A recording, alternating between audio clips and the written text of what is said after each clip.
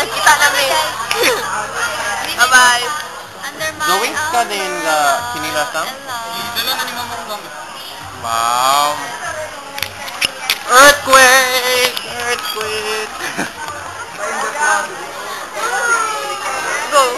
Okay, so a while ago, Farina asked me, what do you call someone who mupato sa iyang cousin? I say whore. What? Whore! Hi, Belle.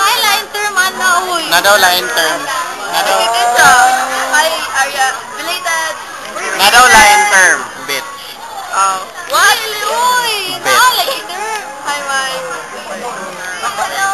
That one?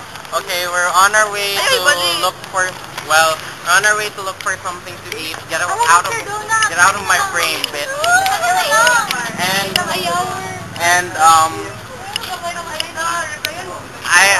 And then Ira didn't go to class because of social engagement. What do we call that? I call that a whore. Yeah. No? Yeah. Another term for that, bitch.